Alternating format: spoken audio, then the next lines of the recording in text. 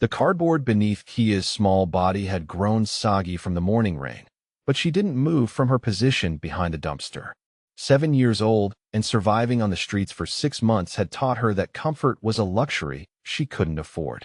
Her stomach cramped with familiar hunger, the ache so constant now that she barely noticed it anymore.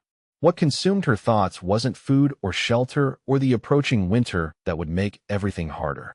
It was the dog. Every morning for the past 2 weeks, she had positioned herself across the street from the massive iron gates, watching the compound that stretched for 3 city blocks. The building rose like a fortress from the urban landscape, all steel and glass and security cameras that tracked every movement on the surrounding streets. She had seen men in expensive suits entering through those gates, their faces hard and their eyes constantly scanning for threats. She had watched delivery trucks get searched thoroughly before being allowed past the first checkpoint. She had observed the patterns of the guards who changed shifts every 8 hours, their weapons visible beneath tailored jackets. But none of that mattered to her. What mattered was that somewhere behind those walls was the only family she had left. Have you ever lost someone so important that you'd risk everything just for the chance to see them again? Kia pressed her face against the cold concrete wall and closed her eyes, remembering the last time she had seen Umbra. The fire had spread so quickly through the sanctuary that night, the smoke choking her lungs as her parents rushed to evacuate the animals. 37 dogs, 15 cats, 8 rabbits, and 3 horses. Her parents had died saving every single one of them except for Umbra, who had disappeared somewhere between the barn and the evacuation point. The firefighters found her sitting in the parking lot hours later, still calling his name. Now, 6 months after losing everything, she had finally tracked him down. The street kids talked sometimes about the crime lord who lived in the fortress. They whispered about Holden Cross, a man so dangerous that rival gangs crossed to the other side of the street when his cars passed. They spoke in hushed tones about his security measures, the technology and manpower that made his compound impenetrable. But mostly, they talked about the dog. Phantom, they called him. A 130-pound cane corso that patrolled the eastern courtyard with the single-minded focus of a trained killer. The stories varied depending on who was telling them, but the core remained consistent. The dog was untouchable. Even Holden's own men gave him wide berth, feeding him through slots in the fence and never, ever making direct contact. 3 months ago, a rival gang had sent an assassin over the wall. They found pieces of him scattered across the courtyard the next morning. Kia knew those stories were about Umbra. She recognized the description of his size, his coloring, the way he moved with predatory grace. What the street kids didn't understand was that Umbra wasn't naturally violent. Her parents had rescued him as a puppy from a fighting ring, and it had taken 2 years of patient love to help him trust humans again. He had been the gentlest giant at the sanctuary, letting children climb all over him and sleeping next to the rabbit cages to protect the smaller animals. Whatever had happened to him in the months since the fire, whatever had turned him back into the killer those fighting rings had tried to create, she could fix it. She had to believe that. Because if she couldn't reach him, if she couldn't bring back the dog who had been her constant companion and protector, then she truly had nothing left in this world. The rain picked up, drumming against the dumpster lid above her head. Kia pulled her too large jacket tighter around her shoulders and studied the compound again. She had been watching long enough to identify the blind spots in their security coverage. The cameras couldn't see the narrow alley that ran along the eastern wall, and there was a drainage pipe that would bring her up just inside their perimeter. The electrified fence was motion-sensitive, but only above a certain height threshold. A 70-pound child could slip beneath the sensors if she moved carefully enough. The plan was suicide, and she knew it. Even if she made it past the outer defenses, even if she avoided the human guards and the electronic surveillance, she would still have to face Phantom. The other street kids thought she was crazy for even considering it. Marcus, the 15-year-old who sometimes shared his stolen food with her, had spent an hour trying to talk her out of it. "You don't understand," he had said. "This ain't like the dogs at the shelter. This thing kills people. Professional killers. What do you think it's going to do to a little girl?" But Marcus had never seen Umbra before the trauma, before whatever hell had twisted him back into a weapon. Kia remembered the way he used to rest his massive head in her lap while she read aloud from picture books. She remembered how he would gently carry injured animals to safety, his powerful jaws capable of crushing bone, but soft enough to transport baby rabbits without leaving a mark. She remembered the intelligence in his dark eyes, the way he understood not just commands but emotions, the way he could sense when she was sad and would position himself between her and whatever was troubling her. That dog was still in there somewhere. She had to believe that. Because if Umbra was truly gone, if the fighting ring conditioning had erased every trace of the gentle soul her parents had saved, then she might as well let the streets claim her too. The afternoon shift change happened at 3 o'clock, just as she had observed for the past 2 weeks. Kia watched the guards rotate, noting the 7-minute window when the eastern perimeter was covered by only 2 men instead of 3. She waited until the rain intensified, reducing visibility and masking sound. Then she moved. 6 months of surviving on the streets had taught her to move silently. She slipped through shadows and crawled under parked cars, making her way to the drainage pipe with the patience of a child who had learned that rushing meant getting caught. The pipe was slick with rainwater and barely wide enough for her small frame, but she squeezed through anyway, ignoring the way the metal edges scraped against her shoulders. She emerged on the other side of the fence with her heart hammering against her ribs. The compound was even more intimidating from the inside, all concrete and steel angles that seemed designed to intimidate. Security cameras swept the main courtyard in predictable patterns, and she counted the seconds between rotations as she planned her next move. The eastern courtyard was exactly where the street kids had said it would be, a rectangular space surrounded by high walls, with a single entrance that was probably monitored 24 hours a day. But there was a maintenance ladder on the exterior wall, hidden in shadow, and just within reach if she could find something to stand on. Kia found a stack of wooden pallets near the loading dock and dragged them one by one to the wall. Her muscles trembled with exhaustion by the time she had built a makeshift stairway, but she forced herself to keep moving. Every moment she stayed in the open increased her chances of being detected. The climb up the wall was terrifying. The rain made every surface slippery, and the wind kept threatening to tear her loose from her precarious handholds. But she had climbed trees at the sanctuary since she could walk, and those skills served her well now. She pulled herself over the top of the wall and looked down into the courtyard. And there he was. Even from 20 feet above, even through the rain and failing light, she recognized him instantly. Umbra was larger than she remembered, his muscles more defined and his stance more aggressive, but the distinctive white patch on his chest was unmistakable. He was pacing the courtyard with mechanical precision, his head constantly moving as he scanned for threats. But something was wrong. The easy confidence she remembered was gone, replaced by a hyper-vigilant tension that made her chest ache. His ears were pinned back against his skull, and his tail was tucked low. These weren't the body language signs of a confident predator. This was the posture of an animal that had been hurt, that expected pain and violence from every interaction. What had they done to him? Kia lowered herself down into the courtyard as quietly as possible, but even her soft landing on the concrete was enough to get his attention. Umbra spun toward her with the speed of a striking snake, his lips pulling back to reveal teeth that could tear through flesh and bone. A low growl rumbled in his chest, the sound vibrating through the air between them. For a moment, they simply stared at each other across the rain-soaked courtyard. Kia had imagined this reunion 1,000 times during the months she had spent searching for him.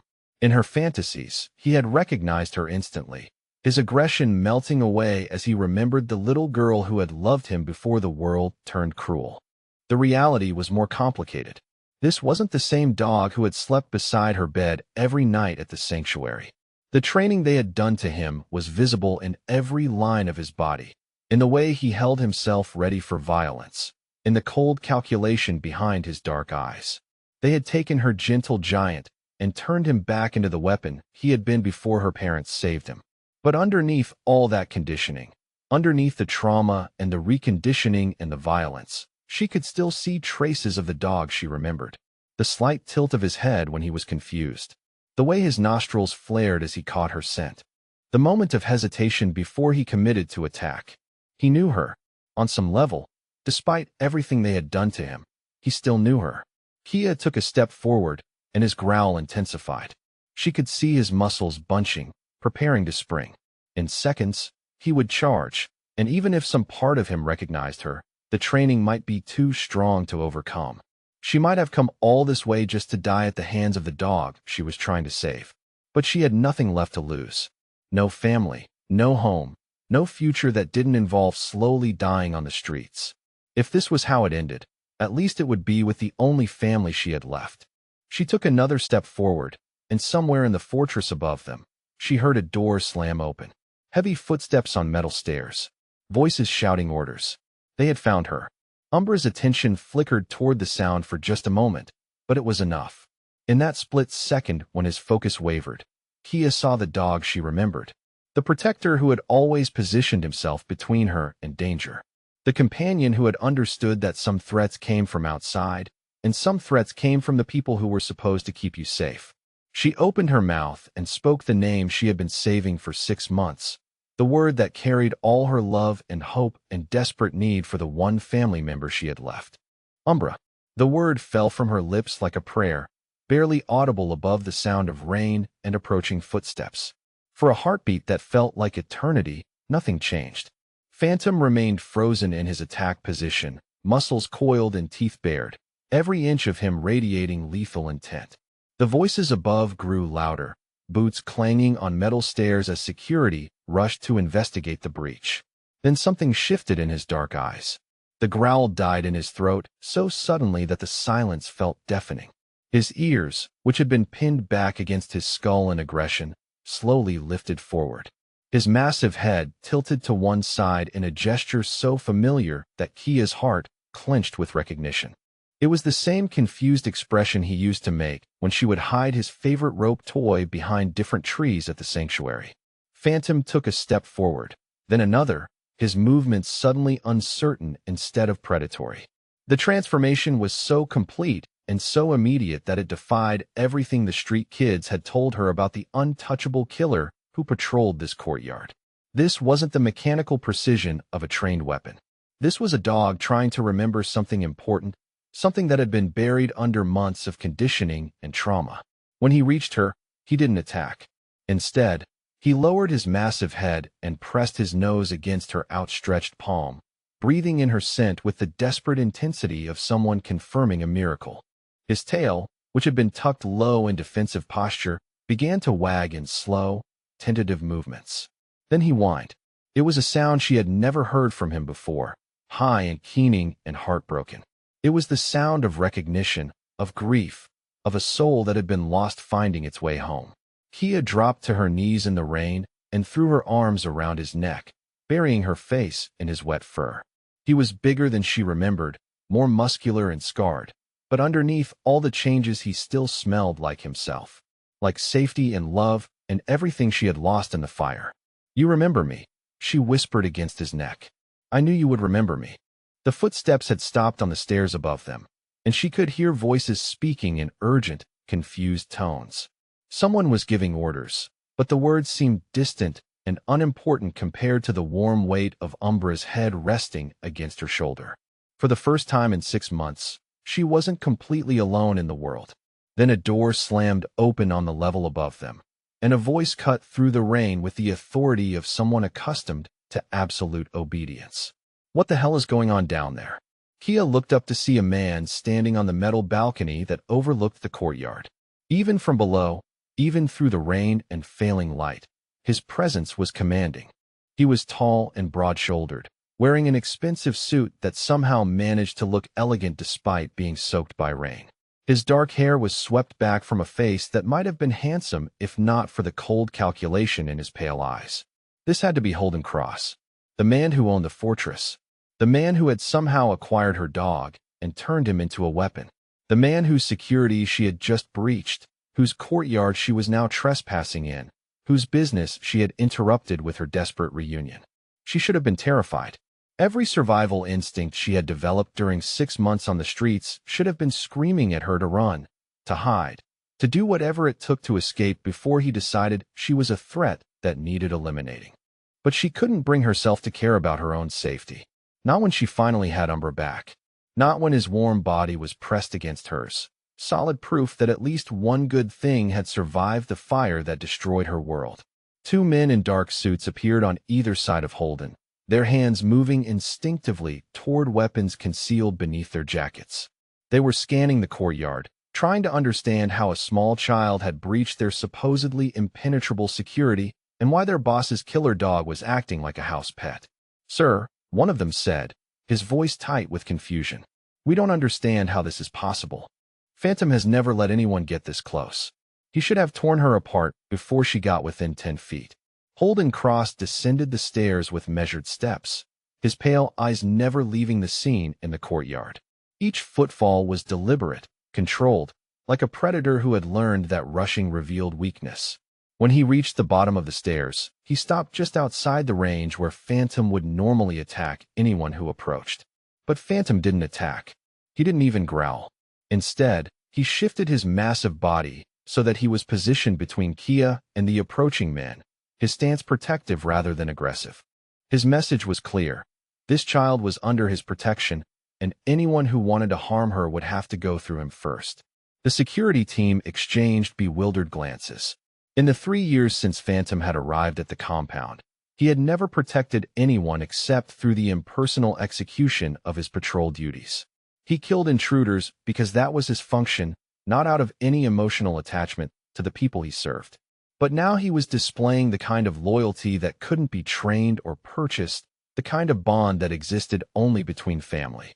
Holden studied the scene with the analytical precision of a man who had built an empire by understanding things others missed. His gaze moved from the child to the dog to the defensive posture that spoke of a connection deeper than anything his money could buy. When he spoke, his voice was controlled but edged with something that might have been wonder. "What did you call him?" Kia lifted her head from Umbra's neck, meeting those pale eyes directly despite every instinct that told her to look away. She had spent 6 months learning to read danger in faces, and this man was perhaps the most dangerous person she had ever encountered. But he was also the key to keeping Umbra safe, and that mattered more than her own survival. "His real name," she said, her voice steady despite the fear coursing through her small frame. "The name my parents gave him when they rescued him, before someone stole him and tried to turn him back into a monster." She had intended the words as an accusation, a challenge to the man who had somehow acquired her dog and trained him to kill. But if Holden took offense at the implication, his expression didn't show it. Instead, he moved closer, stopping just out of arm's reach. Phantom watched him approach, but didn't react aggressively, apparently sensing that this particular human posed no immediate threat to his newly reclaimed family. "Your parents," Holden said, his tone neutral but probing. "Tell me about your parents." So Kia told him.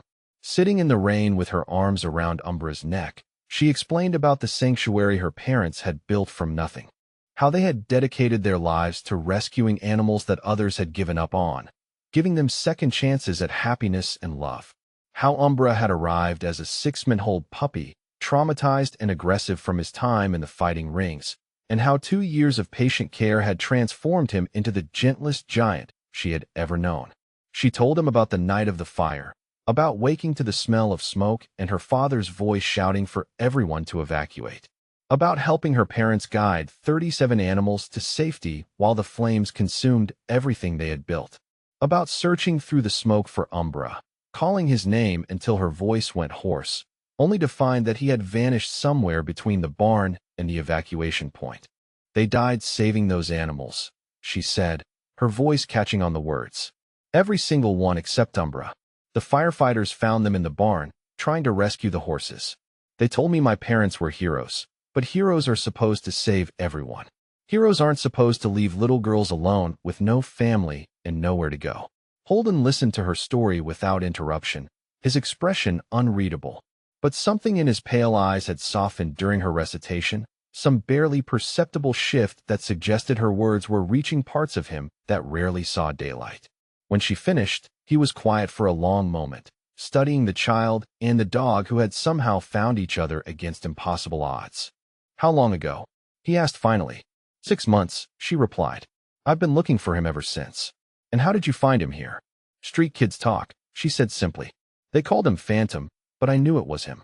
The description matched, and besides, there can't be too many cane corsos that size in the city. I just had to figure out how to get to him." Holden's security team was growing restless, clearly uncomfortable with the extended conversation taking place in what should have been a secure area. One of them stepped forward, his hand resting on his concealed weapon. "Sir," he said carefully, "what do you want us to do with the intruder?" The question hung in the air like a blade waiting to fall. Kia knew she should be afraid, knew that this man's answer would determine whether she lived or died. But she couldn't bring herself to care about anything except the warm weight of Umbra pressed against her side. If this was where her story ended, at least it would be with the only family she had left. Holden looked from his men to the child to the dog whose loyalty clearly lay with someone other than his employer. When he spoke, his words carried the quiet authority of absolute power. "Stand down," he said. "All of you. Return to your posts and forget what you saw here tonight." The security team exchanged uncertain glances but obeyed without question. Within moments, Kia and Umbra were alone in the courtyard with the most dangerous man in the city, and somehow she felt safer than she had in months. Holden approached slowly, his movements careful and non-threatening. When he was close enough to touch, he crouched down so that he was at her eye level. This close, she could see that his pale eyes weren't completely cold. There were depths there, complicated shadows that spoke of losses he rarely acknowledged. "I didn't steal him," he said quietly. "He came to me through channels I use for acquiring specialized security assets. I was told he was a trained protection animal with an unfortunate history of violence." No one mentioned that he had been someone's beloved companion. He reached out slowly, letting Umbra sniff his hand before gently touching the dog's scarred head. Phantom's tail wagged once, a tentative gesture of acceptance that seemed to surprise them both. "I've been wondering why he never seemed completely content here," Holden continued. "He performed his duties efficiently, but there was always something missing. Something hollow about the way he went through the motions without any real investment in the outcome. Now I understand. He was grieving. The rain was slowing, and the courtyard felt suddenly intimate despite its concrete walls." Kia studied this man who held her future in his hands, trying to understand what kind of person he really was beneath the reputation and the power and the carefully maintained distance. "Are you going to make me leave?" she asked. Holden was quiet for a long moment, his hand still resting on Umbra's head. When he looked at her again, something fundamental had shifted in his expression. The calculation was still there, but it was tempered now by something warmer, something that recognized the value of things that couldn't be bought or sold. "Where would you go?" he asked. "Back to the streets?" She nodded, unable to trust her voice. "And leave him here?" The question hit her like a physical blow. She had found Umbra, had confirmed that he was alive, and that some part of him still remembered her. But she hadn't thought beyond the reunion, hadn't considered how she could possibly take care of him when she could barely take care of herself. The streets were no place for a dog his size, especially one with his training and reputation. "I don't know," she whispered. "I just needed to see him again, to know he was okay." Holden studied her face, reading the exhaustion and desperation she had been carrying for 6 months. When he spoke again, his voice carried a gentleness that probably would have shocked his enemies. "What if I told you that you didn't have to choose? What if there was a way for both of you to stay here, together, where you could be safe and he could remember what it feels like to be loved instead of just feared?" Hope flared in her chest, dangerous and desperate and too precious to trust. After 6 months of loss and loneliness and surviving by her wits alone, the possibility of safety seemed too good to be real. "Why would you do that?" she asked. Holden smiled then, the expression transforming his face into something almost human, almost vulnerable. "Because," he said, "I've spent 3 years trying to understand what was missing from my life, and I think you just showed me the answer." The guest suite on the 3rd floor of the compound was larger than the entire house Kia had shared with her parents at the sanctuary. Floor-to-ceiling windows overlooked the city skyline, while thick carpets covered polished hardwood floors that reflected the warm glow of expensive lamps. The bed was enormous, piled with more pillows than one person could ever use, and the attached bathroom featured a tub deep enough to swim in. Kia stood in the doorway, overwhelmed by the luxury that surrounded her. 6 months of sleeping in doorways and abandoned buildings had taught her to be suspicious of comfort. In her experience, nothing good ever lasted, and anything that seemed too generous usually came with a price she couldn't afford to pay. But Umbra had no such reservations. He padded into the room with the confidence of a dog who remembered what it felt like to be welcomed instead of merely tolerated. He sniffed the corners thoroughly, checking for threats out of habit, then claimed the large rug in front of the windows as his territory. Within minutes, he was stretched out in a patch of afternoon sunlight, looking more relaxed than she had seen him since their reunion. "It's temporary," Holden said from behind her, his voice carefully neutral, "until we figure out a more permanent arrangement. There are clothes in the closet that should fit you, and the kitchen staff will bring up whatever you need to eat." Kia turned to study his face, searching for signs of deception or hidden agenda. But his pale eyes held only a kind of weary patience, as if he understood her wariness and was prepared to wait however long it took for her to feel safe. "Why are you doing this?" she asked for the second time that evening. Holden leaned against the doorframe, his expensive suit somehow making him look more approachable rather than intimidating. Maybe it was the way his dark hair had fallen across his forehead, or the faint lines around his eyes that suggested he smiled more often than his reputation implied. "Because 3 hours ago, I watched my security team fail to stop a 70-pound child from breaching a compound that has never been successfully penetrated by professional operatives," he said. "Because I watched a dog I thought was incapable of emotional attachment risk his life to protect someone he loved. Because I haven't seen that kind of loyalty in my world for longer than I care to admit." He paused, his gaze moving from her to Umbra and back again. "And because I suspect we all need something the others can provide." After he left, Kia explored the suite with the cautious thoroughness of someone who had learned to catalog every exit and potential weapon in any new environment. The closet held clothes in her size, all soft fabrics and bright colors that seemed foreign after months of wearing whatever cast-offs she could find. The bathroom was stocked with toiletries that smelled like flowers instead of the harsh industrial soap from public restrooms. When she finally worked up the courage to try the shower, the hot water felt like a miracle against her skin. She stood under the spray for longer than was strictly necessary, watching months of street grime spiral down the drain, while Umbra dozed on the bathroom floor, where he could keep watch over her. It was the first time in 6 months that she had felt truly clean, truly warm, truly safe enough to let her guard down completely. The clothes fit perfectly, and she wondered if Holden had somehow estimated her size during their brief encounter in the courtyard, or if he kept a variety of children's clothing on hand for reasons she didn't want to think about too deeply. The jeans were soft and new, and the sweater was the kind of pale blue that her mother had always said brought out the green in her eyes. A knock on the door interrupted her examination of her reflection in the bathroom mirror. She opened it to find a woman in her 50s with kind eyes and graying hair pulled back in a neat bun. She was carrying a tray laden with food that smelled better than anything Kia had encountered in months. "I'm Mrs. Patterson," the woman said with a warm smile. "I manage the household staff. Mr. Cross thought you might be hungry." The understatement of the century, Kia thought, but she just nodded and stepped aside to let the woman enter. Mrs. Patterson set the tray on the small table by the windows, then produced a second, smaller tray from the cart she had brought with her. "And this is for your friend," she said, nodding toward Umbra. "Mr. Cross said he prefers his food to be served with a bit more ceremony than the usual security protocols allow."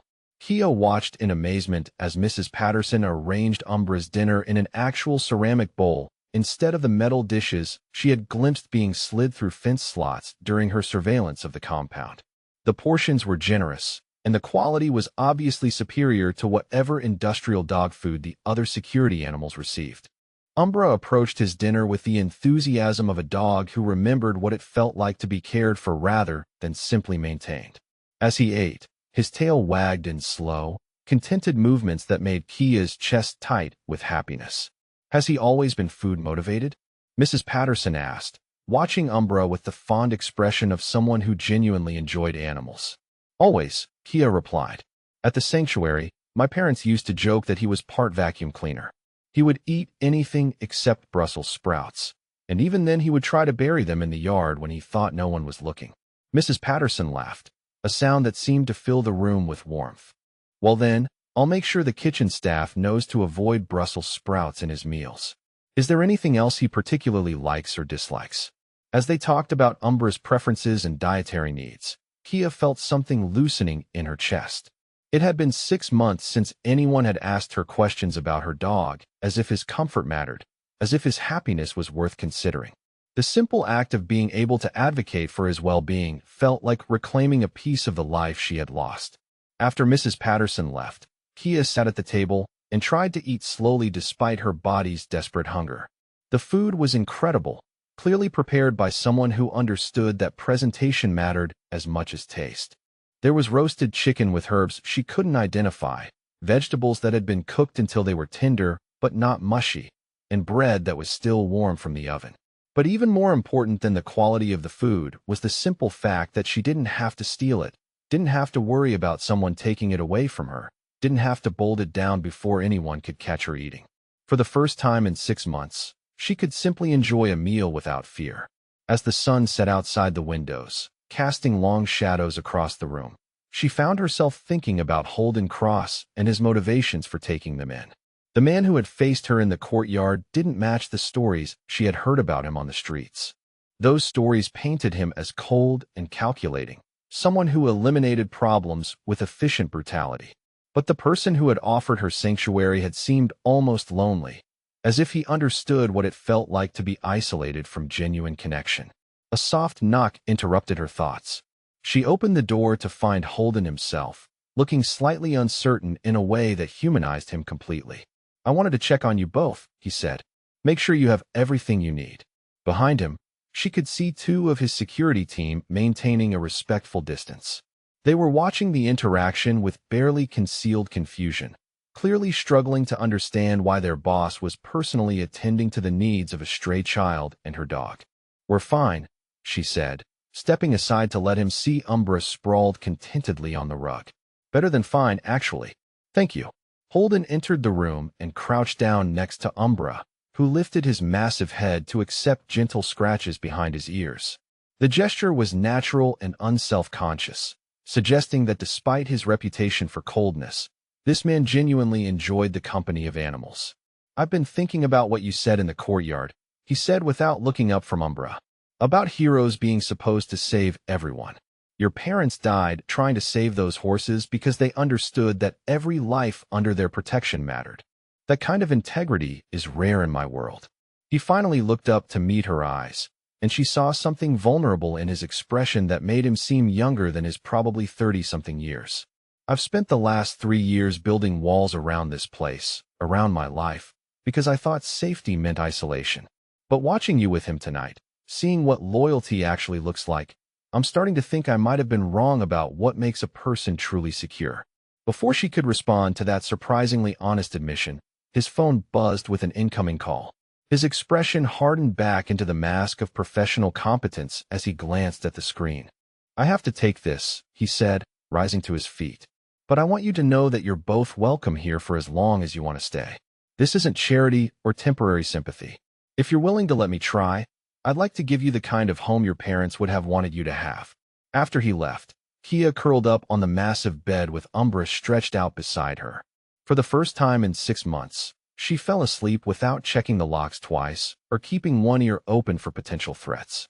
Instead, she listened to the steady rhythm of Umbra's breathing and let herself imagine what it might be like to trust again, to believe that some good things could last, to hope that maybe she had finally found a place where broken souls could heal. In the morning, she woke to sunlight streaming through the windows and the smell of breakfast being prepared somewhere in the building below. Umbra was still sleeping beside her, his massive head resting on her pillow, looking more peaceful than she had seen him since their sanctuary days. She lay still for several minutes, afraid that moving might break whatever spell had allowed her to sleep so deeply and dreamlessly. But eventually, hunger and curiosity drew her from the bed. She dressed quietly and made her way downstairs, following the scent of coffee and bacon to what turned out to be an enormous kitchen. Holden was sitting at a large granite island, reading something on a tablet while Mrs. Patterson bustled around preparing what looked like enough food to feed a small army. He looked up when she entered, his face lighting up with what seemed like genuine pleasure at seeing her. "Good morning," he said. "I was hoping you'd join me for breakfast. I thought we could discuss some practical arrangements." As they ate, he explained his plan with the methodical precision of someone accustomed to solving complex problems. She would be enrolled in a private school that asked few questions about students' backgrounds. Umbra would be transitioned from active security duty to what Holden termed specialized protection services, which essentially meant he would be responsible for her safety while maintaining enough official function to justify his presence. The compound's security protocols would be adjusted to accommodate a child and her dog, and Mrs. Patterson would help her navigate the social expectations of living in a world very different from the one she had known at the sanctuary. "It won't be exactly like the life you had before," he said carefully, "but I'm hoping it can be something good. Something that honors what your parents tried to build while giving you room to grow into whatever you want to become." As he spoke, Kia found herself studying his face, searching for signs of the dangerous man the street kids whispered about. But all she could see was someone who seemed as hungry for family as she was. Someone who had built an empire, but was still searching for a home. Maybe, she thought, they could figure out how to build something together. Something that honored the past while embracing the possibility of a different kind of future. Outside the kitchen windows, she could see other members of Holden's organization going about their business, their faces carefully neutral as they pretended not to notice their boss sharing breakfast with a child and her oversized dog. But she caught some of them glancing through the windows with expressions that suggested they were beginning to understand that something fundamental had shifted in their carefully ordered world. Change was coming to the compound, whether they were ready for it or not. And for the first time in 6 months, Kia found herself looking forward to what that change might bring. 3 weeks into their new life at the compound, Kia woke screaming. The nightmare had been vivid and merciless, fire consuming everything she loved while she stood helpless and alone. But this time, instead of losing her parents in the sanctuary, she was watching Holden's compound burn while Umbra disappeared into smoke and flames. She was calling for them both, her voice hoarse with desperation, but the fire swallowed her words along with everything else. She jerked upright in the massive bed, her heart hammering against her ribs as reality slowly reasserted itself. The room was dark except for the city lights filtering through the windows, and for a disorienting moment, she couldn't remember where she was. Then Umbra's warm weight shifted beside her, and his gentle whine reminded her that she was safe, that the fire was 6 months in the past, that she had found a new kind of family in this unlikely place. But the fear remained, sharp and immediate and all too familiar. Because good things always ended. People always left. And the more she allowed herself to care about this strange, wonderful life Holden had given them, the more devastating it would be when it was taken away. A soft knock on her door interrupted her spiral of anxiety.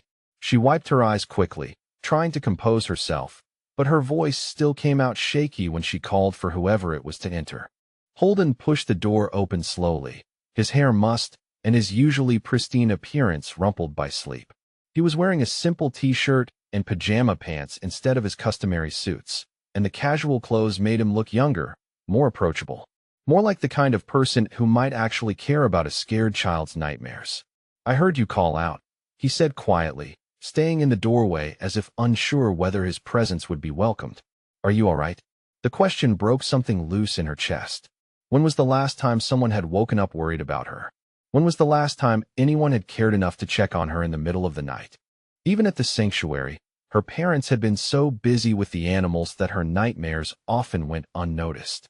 "Just a bad dream," she managed, but her voice betrayed her by cracking on the words. Holden studied her face in the dim light, reading the fear and vulnerability she was trying so hard to hide. Without asking permission, he entered the room and settled into the chair by the windows, close enough to offer comfort, but far enough away to avoid overwhelming her. "Do you want to talk about it?" he asked. So she told him. About the fire that seemed to follow her from memory into sleep. About the helpless terror of watching everything burn while being unable to save anyone. About the paralyzing fear that this new life, this impossible sanctuary he had given them, would be ripped away just when she had started to believe in it. As she spoke, Holden listened with the patient attention of someone who understood nightmares, who had probably fought his own battles with memories that refused to stay buried. When she finished, he was quiet for a long moment, his pale eyes thoughtful in the darkness. "I can't promise you that nothing bad will ever happen again," he said finally. "The world is dangerous, and people in my line of work make enemies. But I can promise you that as long as I'm breathing, no one will take you or Umbra away from this place. You're family now, and I protect family." The simple declaration hit her harder than she had expected. Family. Not guests, not temporary arrangements, not charity cases. Family. Before she could respond, his phone buzzed with an urgent message. His expression hardened as he read the screen, and she caught a glimpse of the dangerous man his enemies knew before he carefully controlled his features. "What is it?" she asked. "Nothing for you to worry about," he said, but his tone suggested it was very much something for him to worry about. "Just business complications. Try to get some sleep, and we'll talk more in the morning." But sleep didn't come easily after he left. Instead, she lay awake listening to increased activity throughout the compound, voices speaking in urgent, hushed tones and footsteps moving with purposeful haste. Whatever message had arrived in the middle of the night, it had set the entire organization on high alert. The next morning brought answers she wished she hadn't needed to hear. Over breakfast, Holden explained with careful neutrality that word of his new living arrangements had reached certain competitors who viewed any deviation from expected behavior as potential weakness to exploit. "There are people who believe that caring about anyone other than yourself makes you vulnerable," he said, cutting his eggs with perhaps more force than necessary. "They see Kia and Umbra as leverage that could be used against me, and they're not entirely wrong. Caring about you both does make me vulnerable in ways I haven't been for years." He looked up to meet her eyes, and she saw no regret in his expression, only fierce determination. "But what they don't understand is that it also makes me more dangerous than they've ever seen me, because now I have something worth fighting for." Over the following days, the compound transformed into something resembling a fortress preparing for siege. Security protocols were enhanced, patrol schedules were doubled, and everyone who entered or left was subjected to scrutiny that bordered on paranoia. But within this increased vigilance, Holden carved out time to teach both Kia and Umbra skills that went far beyond basic safety. He showed her how to recognize the signs of surveillance, how to vary her routines to avoid becoming predictable, how to identify exits and potential weapons in any environment. The lessons were delivered with the same patient precision he might use to teach someone chess, making deadly serious information feel manageable rather than terrifying. For Umbra, the training focused on transitioning from the mechanical responses of a guard dog to the intuitive protection of a family member. Holden worked with them both, teaching hand signals and verbal commands that would allow them to coordinate their responses to threats. It was during one of these sessions that Marcus Volkov made his move. Marcus led the Volkov crime family, an organization that had been testing boundaries with Holden's territory for months. He was younger than Holden, hungrier, and convinced that his rival's sudden acquisition of a child and dog represented the kind of sentimental weakness that could be exploited for strategic advantage. The attempt came during what should have been a routine trip to the private school Holden had enrolled her in. 3 black cars surrounded their vehicle while they were stopped at a traffic light, and men in expensive suits emerged with the kind of practiced coordination that spoke of military training. But they had underestimated both Kia's street-honed instincts and Umbra's protective capabilities. She had noticed the cars following them 6 blocks earlier, a skill developed during months of avoiding dangerous people on the streets. And Umbra had been tracking the approaching threat through scent and sound long before the vehicles had moved into position. When the first man reached for the car door, Umbra exploded into action with the kind of focused violence that reminded everyone why he had been feared as Phantom. But this wasn't the mechanical aggression of a trained weapon. This was the protective fury of a family member defending what he loved.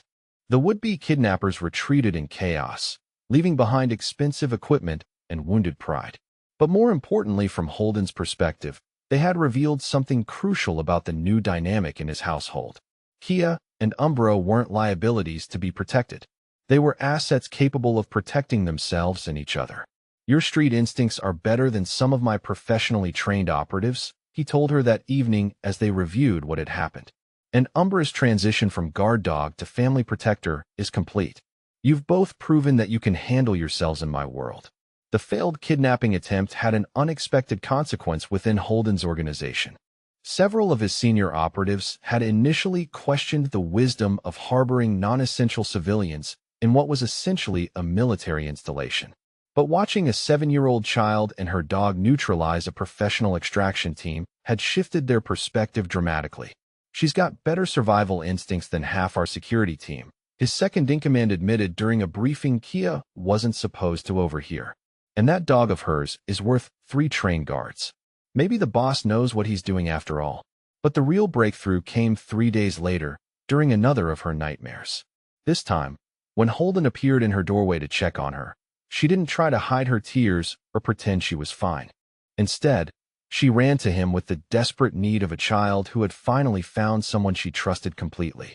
He caught her against his chest and held her while she sobbed out her fears and anxieties, his large hands gentle as they stroked her hair. He murmured reassurances in the tone of someone who understood that sometimes comfort mattered more than words, that presence could heal wounds that logic couldn't touch. When her tears finally subsided, she pulled back to look at his face, seeing not the dangerous crime lord but the man who had chosen to become her protector, her guardian, her family. "Papa," she whispered, the word emerging without conscious thought. The effect on Holden was immediate and profound. His pale eyes widened slightly, and for a moment he looked as vulnerable as she felt. Then his arms tightened around her, and she could feel some final wall crumbling between them. "Yes," he said, his voice rough with emotion. "I'm here, and I'm not going anywhere." From that night forward, everything changed. Not in the obvious ways that others could observe, but in the subtle shifts that marked the difference between obligation and love, between protection and devotion, between housing refugees and raising family. Holden began including her in decisions that affected their daily life, asking her opinions about everything from meal planning to security arrangements. He started telling her stories about his own childhood, sharing pieces of himself that probably no one else in his organization had ever heard. He taught her to play chess and discovered she had an intuitive grasp of strategy that impressed him. Most importantly, he stopped treating their arrangement as temporary. The guest suite became her room, officially and permanently. Umbra's status was updated in all security files from asset to family member. And when Marcus Volkov sent a message suggesting that Holden's new attachments made him weak, the response was swift and definitive. Within 48 hours, 3 of Volkov's key operations had been dismantled with the kind of precision that made it clear this wasn't random misfortune. The message was received and understood. Holden Cross's family was off limits, and anyone who tested that boundary would discover exactly how dangerous a man became when protecting what he loved. As Kia fell asleep that night with Umbra's warm weight beside her and the knowledge that Papa was just down the hall, she allowed herself to believe for the first time that maybe, just maybe, some good things were strong enough to last. Outside her windows, the compound continued its vigilant watch, but inside these walls, a new kind of family was learning what it meant to choose each other, to fight for each other, and to build something beautiful from the ashes of everything they had lost. The attack came at dawn, when the compound's defenses were transitioning between night and day shifts, and the 7-minute vulnerability window Marcus Volkov had identified through weeks of surveillance. Kia woke to the sound of breaking glass and the harsh blare of security alarms echoing through the building. For a disorienting moment, her sleep-fogged mind confused the noise with the fire alarms from that terrible night 6 months ago.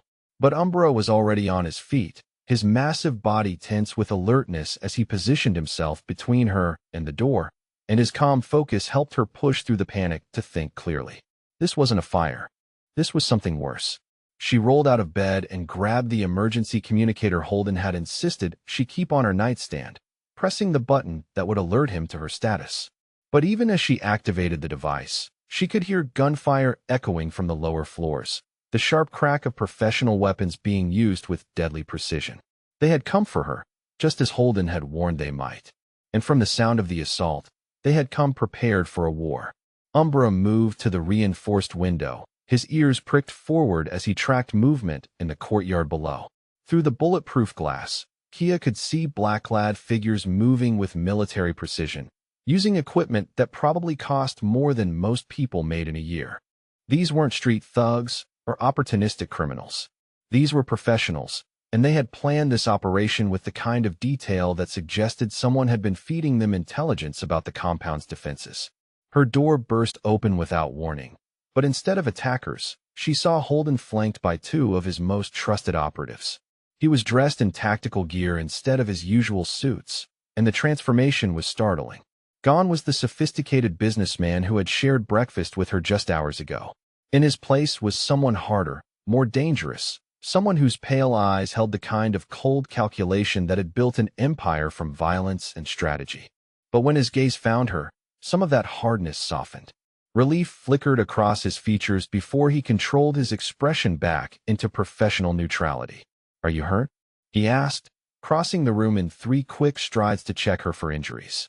"I'm fine," she said, surprised by how steady her own voice sounded.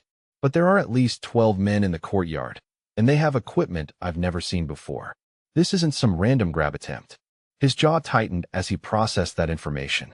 Marcus Volkov had escalated beyond what anyone could have predicted, bringing military-grade resources to what should have been a civilian target. But if he thought superior firepower would be enough to take Holden's family, he was about to learn exactly how wrong that assumption was. "We're moving you to the secure bunker," he said, his tone leaving no room for argument. "You and Umbra will be safe there while we handle this situation." But even as he spoke, the sound of explosions echoed from elsewhere in the building, followed by the distinctive whistle of smoke, grenades being deployed. The attackers weren't just trying to extract her. They were trying to flush everyone out of the compound's defensive positions, creating chaos that would make it easier to locate and capture their primary target. "Papa," she said, the word carrying all her fear and love and desperate need for him to be careful. "Don't let them hurt you because of me. I'm not worth starting a war over." The effect of her words on Holden was immediate and profound. His pale eyes flashed with something that might have been fury, and when he spoke, his voice carried the kind of quiet intensity that made even his own operatives take a step back. "You are worth everything," he said, his hands settling on her shoulders with gentle firmness. "You are worth burning down anyone who tries to take you away from me. You are worth rebuilding this entire compound if that's what it takes to keep you safe." And if Marcus Volkov doesn't understand that, he's about to learn exactly what happens when someone threatens my family. Before she could respond, another explosion rocked the building, this one close enough to rattle the windows in her room. Emergency lighting flickered as the compound's main power grid was compromised, bathing everything in the red glow of backup systems. But instead of heading for the bunker as planned, Kia found herself thinking about the stories her parents used to tell about the animals they had rescued. How creatures who had been broken by cruelty could find their strength again when they had something worth protecting. How the instinct to defend what you loved could make even the gentlest souls capable of extraordinary courage. "I'm not going to hide," she said, her voice carrying a determination that surprised them all. "These people came here because they think I'm your weakness. But I'm not weak, and I'm not helpless. Umbra and I can help defend our home." Holden's first instinct was clearly to refuse, to bundle her off to safety while he handled the threat with the brutal efficiency she had never seen but could imagine. But something in her expression made him pause, made him really look at the child who had survived 6 months on the streets and infiltrated his fortress through sheer determination. "The sanctuary training your parents gave him," he said slowly, understanding dawning in his pale eyes. "You know how to work together as a team." She nodded, thinking of the countless hours she and Umbra had spent learning to move as one unit, to communicate without words, to anticipate each other's actions with the kind of intuitive coordination that came only from absolute trust. Those skills had been designed to help them care for frightened animals, but they could be adapted for other purposes. "We can get through their lines," she said with growing confidence. "Umbra knows this building better than any of them, and I'm small enough to move through spaces they can't follow. If you can give us a way to communicate, we can be your eyes and ears while you coordinate the defense." It was the kind of plan that would have been rejected out of hand if proposed by anyone else. But watching Kia's face, seeing the steady courage in her young features, Holden found himself nodding slowly. "Stay together," he said, handing her a military-grade communication device. "Stay hidden. And if anything goes wrong, if you're in any danger at all, you get to the bunker immediately. No heroics. No unnecessary risks. Your safety is more important than any intelligence you might gather." As they prepared to separate, He pulled her into a fierce hug that lasted only seconds but conveyed everything he couldn't say aloud. Then he was gone, moving with his operatives toward the main battle while she and Umbra began their own mission. Moving through the compound during an active assault was like navigating a deadly maze. Smoke from the grenades reduced visibility to mere feet, while the constant sound of gunfire made it impossible to track approaching threats by hearing alone. But Umbra's enhanced senses more than compensated for these limitations, and his ability to detect hostile intent through scent and body language kept them ahead of the searching teams.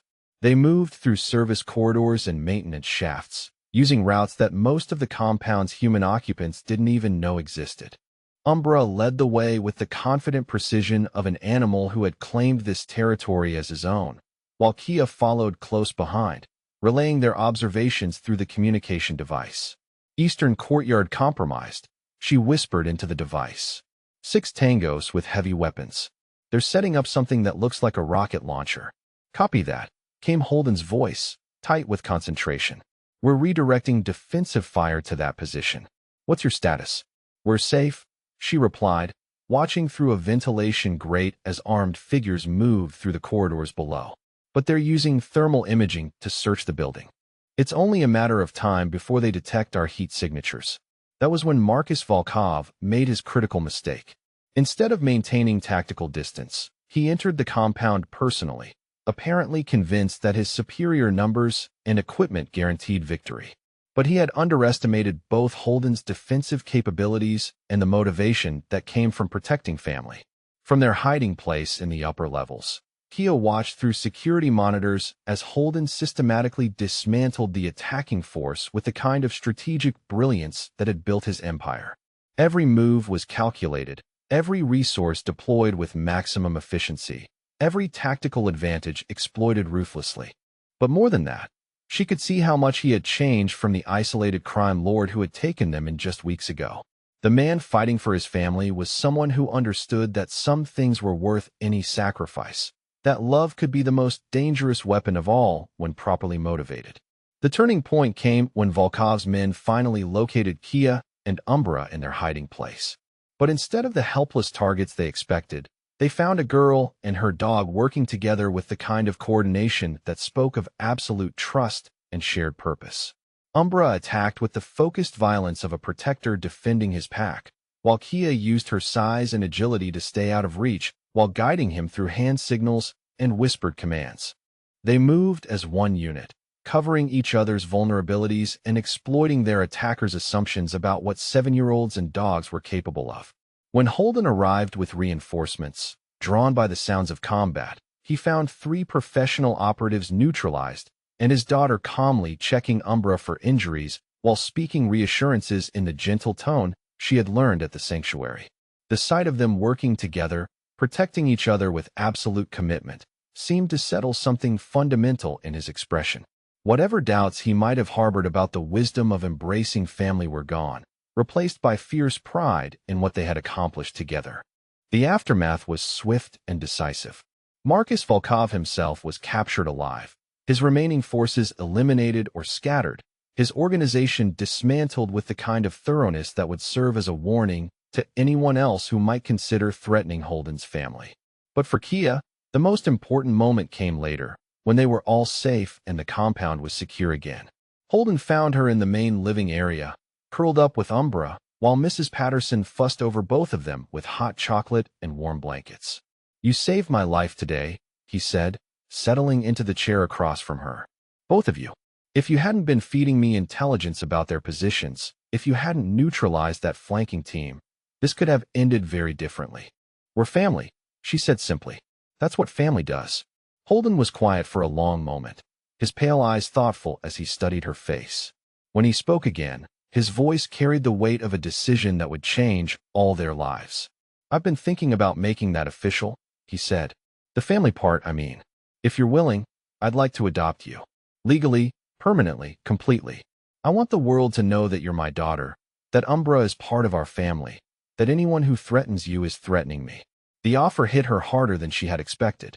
After 6 months of loss and loneliness, after believing that her family had died in that fire, The possibility of belonging somewhere again seemed almost too precious to trust. But looking at Holden's face, seeing the love and commitment and fierce protectiveness in his expression, she realized that this wasn't about replacing what she had lost. This was about building something new, something that honored the past while embracing the possibility of a different kind of future. Yes, she whispered, the word carrying all her hope and love and desperate need to belong somewhere again. Yes, I want that more than anything. When the paperwork was signed 2 weeks later, when she officially became Kia Cross, and Umbra became their family dog rather than a security asset, Kia found herself thinking about her parents and what they would have thought of this strange new life. She thought they would have been proud of her for surviving, for protecting Umbra, for finding her way to people who understood what family really meant. They had taught her that love was about choosing to care for someone even when it was difficult, even when it came with risks, even when the world thought you were crazy for making that choice. And that was exactly what she had found with Holden and Umbra and Mrs. Patterson and all the others who had embraced this unlikely family. They had chosen each other, fought for each other, and proven that sometimes the strongest bonds were the ones forged by choice rather than blood. As she fell asleep that night in her own room, in her own home, with her own family just down the hall, Kia allowed herself to believe that maybe, finally, she had found a place where good things could last. 6 months after Marcus Volkov's failed assault, the compound that had once been a fortress had transformed into something that could only be called home. Kia woke on this particular Saturday morning to the smell of pancakes drifting up from the kitchen and the sound of Mrs. Patterson humming what sounded like an old Irish lullaby. Umbra was already awake beside her, his tail wagging lazily as he stretched in the patch of sunlight streaming through her bedroom windows.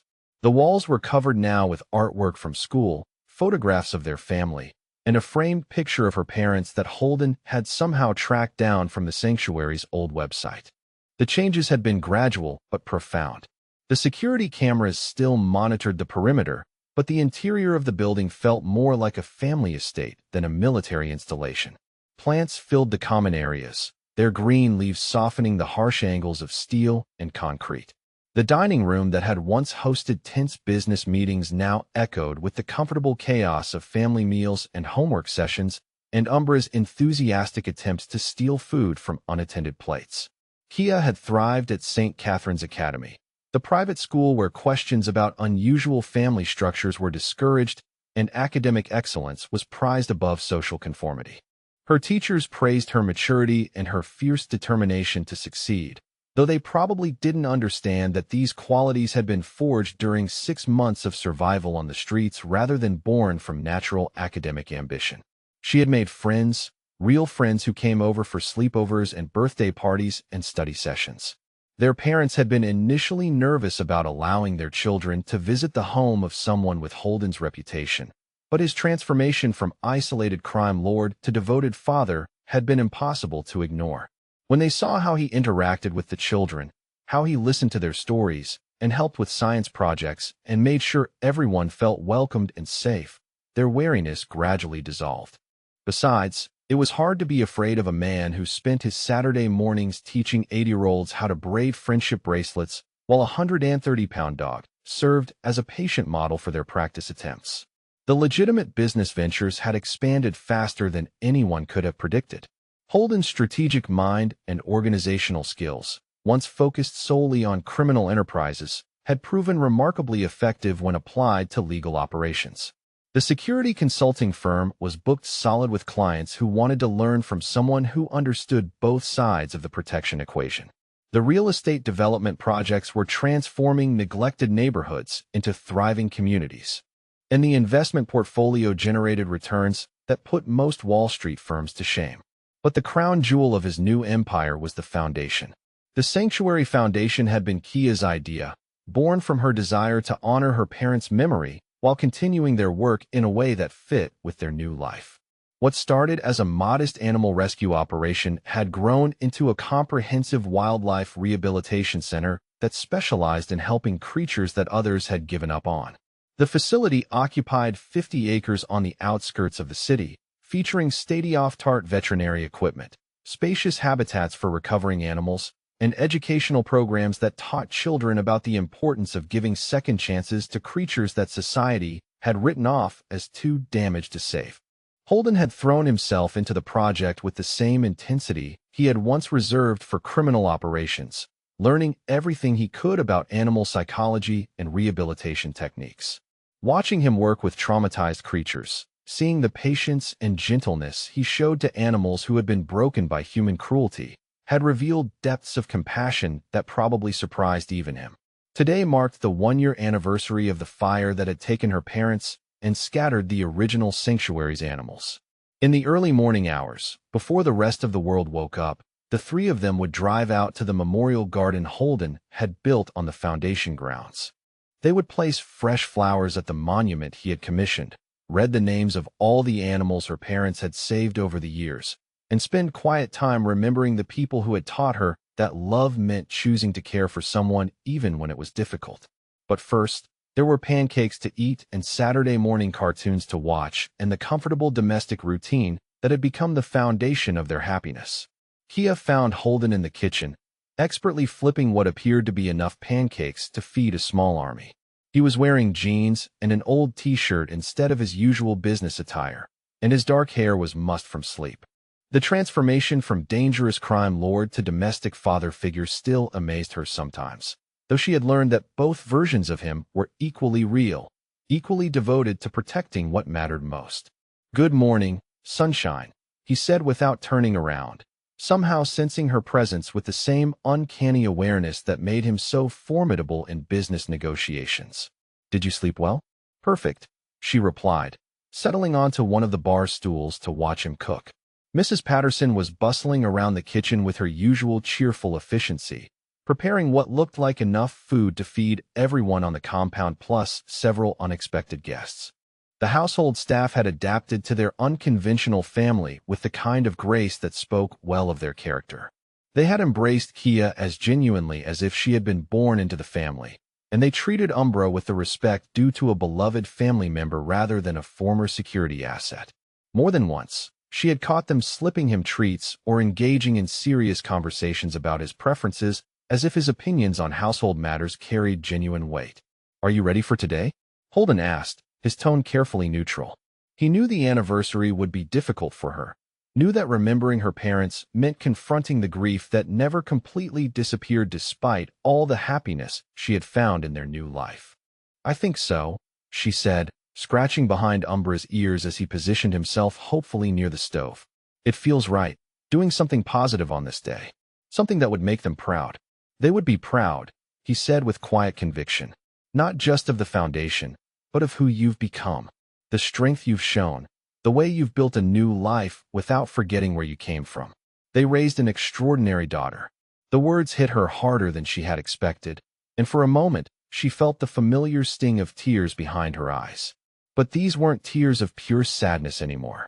They were the complicated emotions of someone who had learned that grief and happiness could coexist, that honoring the past didn't require abandoning hope for the future. After breakfast, they drove out to the foundation in comfortable silence, the city gradually giving way to rolling hills and green pastures. The facility was beautiful in the morning light, all natural wood and glass architecture that seemed to grow from the landscape rather than impose upon it. The animals in the rehabilitation enclosures were beginning to stir, and she could see several of the overnight staff making their morning rounds. The memorial garden occupied a peaceful corner of the property, surrounded by flowering trees that would bloom in brilliant colors come spring. The monument was simple but elegant, a granite stone that bore the names of her parents along with an inscription that read, "They understood that every creature deserves a second chance at happiness." As they stood in the quiet garden, Kia found herself thinking not just about what she had lost, but about everything she had gained. The foundation would help hundreds of animals over the years, giving them the same kind of second chance that Holden had given her and Umbra. Her parents' legacy would live on in every creature that found healing and hope within these walls. "I miss them," she said quietly, her hand resting on Umbra's head for comfort. "I know," Holden replied, his arms settling around her shoulders with the easy affection that had become second nature between them. "But they're not really gone. They live on in every kindness you show, every animal you help, every time you choose love over fear. They're part of who you are, and that means they're part of our family too. As they walked back toward the main building, Kia noticed a group of school children arriving for one of the Foundation's educational programs. They were probably around her age, wide-eyed with excitement at the prospect of meeting rescued animals and learning about wildlife rehabilitation. Their teacher was explaining the Foundation's mission, how every creature here had been given a second chance at happiness by people who understood that being broken didn't mean being worthless. Watching those children, seeing their faces light up with wonder and compassion, Kia felt something settle into place in her chest. This was how her parents' work would continue, not just through the direct animal rescue, but through teaching the next generation that love and patience could heal even the deepest wounds. Have you ever seen something that just felt completely right? Something that made you believe the future could be bright even after experiencing terrible loss? That was how she felt watching those children learn about giving second chances to creatures that society had written off as too damaged to save. The rest of the day unfolded with the kind of peaceful contentment that had become their normal. They toured the facilities, checking on animals in various stages of recovery, meeting with the staff about expansion plans, and reviewing applications from other organizations that wanted to replicate their model in different cities. Holden had thrown himself into learning everything he could about animal rehabilitation with the same intensity he had once applied to criminal enterprises. He knew the names and histories of every creature on the property, understood their individual needs and fears, and had developed an almost intuitive sense for which animals were ready to be released back into the wild and which needed more time to heal. But what impressed her most was watching him with the children who visited for educational programs. He spoke to them with genuine respect, answering their questions seriously and helping them understand that the gentleness required to heal traumatized animals was a strength, not a weakness. Several of the regular volunteers were kids from the city who had found purpose and direction through their work at the Foundation.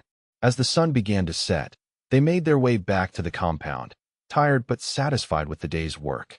The memorial visit had been peaceful rather than heartbreaking, a celebration of life and legacy rather than a mourning of what was lost. And the time at the Foundation had reminded them all why they had chosen to build something beautiful from the ashes of tragedy. Dinner that night was a family affair in the truest sense.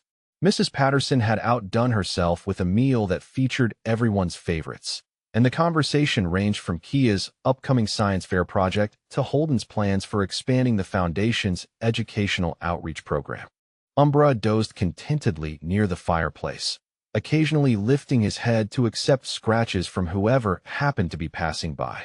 Later, as they were settling in for their traditional Saturday night movie, Kia found herself looking around at the life they had built together and feeling almost overwhelmed by gratitude.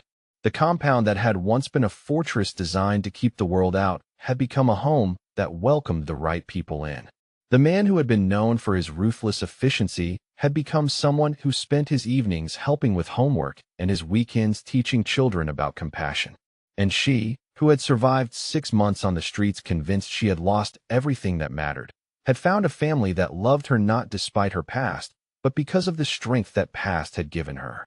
As the credits rolled on their movie, as Holden carried a sleepy Umbra upstairs and Mrs. Patterson turned off the lights in the kitchen, as the compound settled into the peaceful quiet of another day well lived, Kia allowed herself to believe completely in the permanence of their happiness. Some families were born from blood and circumstance, but the best families, she had learned, were born from choice and commitment and the decision to love someone even when the world thought you were crazy for making that choice.